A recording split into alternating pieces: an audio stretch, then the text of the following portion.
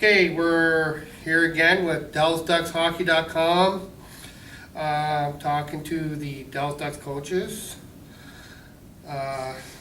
just about the showcase tournament that just wrapped up. We have Bill Zaniboni, the head coach, and Jake Hebeisen, the assistant coach.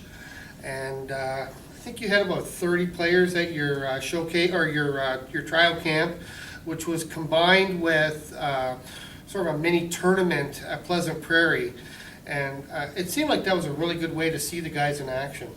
Yeah, I actually talked to John about it a lot this week, and that I thought it helped us kind of see where guys competed at different levels when the score mattered, and how things was, at I guess a faster pace. So to be honest with you, I think that's kind of what we'd like to lean towards, for the upcoming years, is to do something like that, and just give us a better feel for guys, how they fit into the league, how they fit into our team, and what different roles that, maybe that they're looking for to fulfill, and what our needs and wants are. Okay. Would you agree? Yeah, no, talking with, I think pretty much every coach involved, whether it was with us or the Rampage or the Blackbirds, everybody was pretty excited how things turned out, and this was just kind of thrown together. So I think moving forward next year we can make it bigger and better, and I thought it was great, like Bill said, just to get to see the guys play, getting a healthy mix of vets coming back and having some new guys coming in, throwing different situations at them, stuff you can't really see in just a tryout camp. Right. Yeah, I always get the feeling, like at a tryout or a showcase or something, it almost seems kind of like a glorified shinny game. But when you got two rival teams there that are wearing opposing jerseys, I mean, the natural competitiveness just comes through, and it looked very real. Like it seemed like real games, and I think the intensity level is really high. Yeah, I think that, I think both teams did a good job of, kind of simulating what the league is. I feel like both games were physical. I thought, the scoring was obviously as tight, we won. Maybe the first game was a little bit of a lopsided match with us, but the second game we won by a goal, and the third game we lose in a shootout. So it was good. I mean, we get to, like I said, we test guys in different situations, and we have power plays and penalty kills, and that's roles that we need to fulfill for next season coming up. Okay. Let's talk about a couple of the players specifically that were there this weekend. First of all, there was 3 returning players. We had Jake Steima, we had Johnny Schwartz, and we had Joey Bauer, all 3 there. And I really got the impression that they did a good job in terms of selling the team to the kids that were there. They were kind of mentors and stuff like that on the weekend, and they did a really good job. Like I heard a number of players say they really liked the close sort of camaraderie and stuff among the players, and that was a good selling point for the team, I think.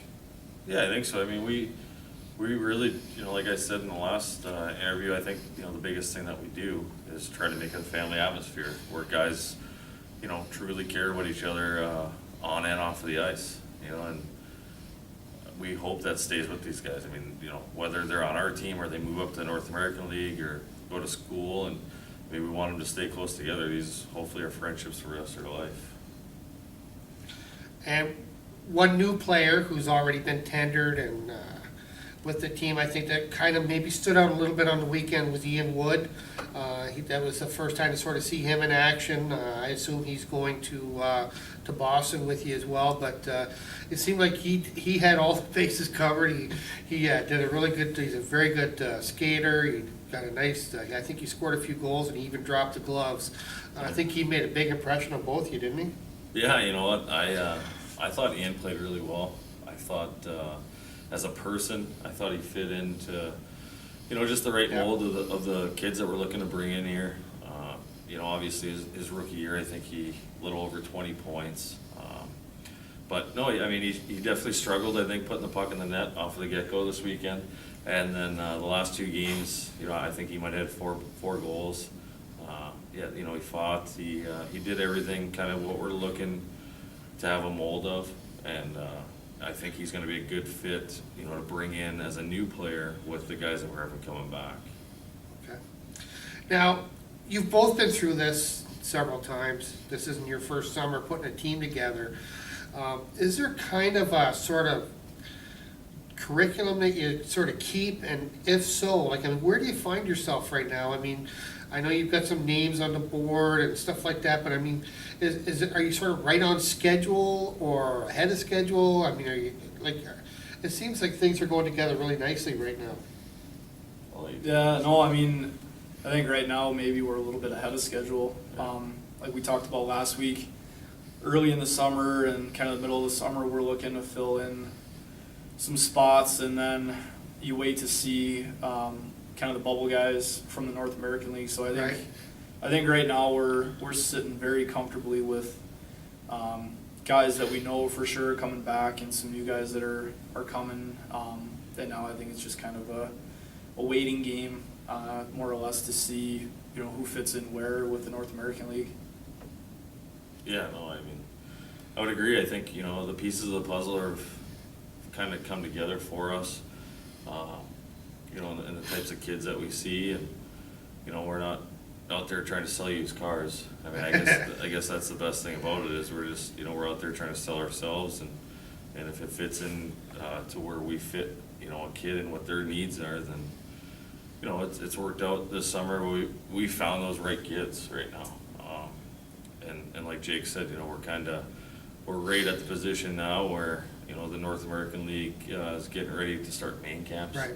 And that's kind of where we can sit back now, feel comfortable, and kind of see where guys fit in. And, we have some of those guys that are at main camps, so it's going to be interesting to see in the next month. Right. And that really is the next level, I think, for you now, the next sort of stage that you're going to be going through. We're sitting here today, it's July 3rd. I believe a week from today, you're going to Janesville. You probably have a couple other camps.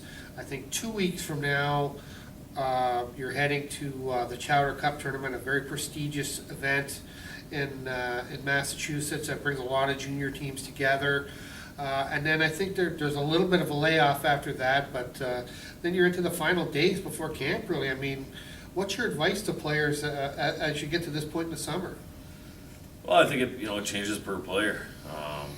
Guys that are going to main camps that don't have anything, I think, backup plans are what we are kind of looked upon right now, and that's fine. We understand, I guess, how the ladder goes of junior hockey, and we accept that, and we just try to be the best, I guess, plan B for all these kids, and we can't take them all, and that's why I think Tier 3 hockey is why it's available for players. There's a lot of good kids out there from coast to coast, and it's obviously their goal to play at Tier 2. A lot of it is financial, and a lot of it so they can hopefully play Division I college hockey and move on. But right now I would say for a plan for a kid is you really need to have a backup plan, whether it's the Ducks or someone else in our league or a different league. I think every player needs to realize that every NA team has 30 kids on a protected list right now. Whether those 30 kids come to camp or not, it differs per team, but everyone has to be realistic and look at opportunities. And Jake, I would think that, at this point, I think the last time we talked, you were saying that you sort of sent out plans for being prepared for the players during the off season.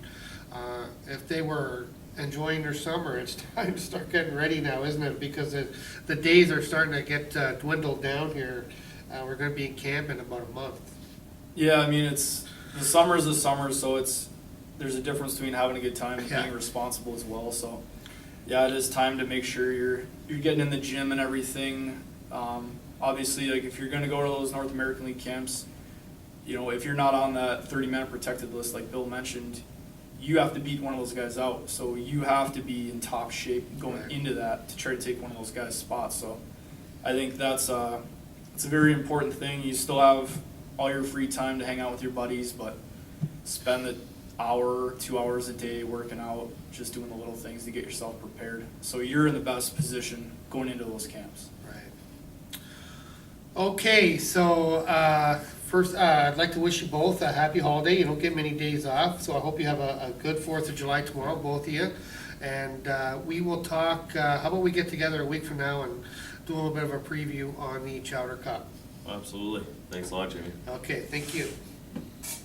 And if you want any more information on billeting or sponsorships or anything like that, you can go to dellsduckshockey.com, and the information is there along with the full schedule for the upcoming season and all the other information on the team. Thank you.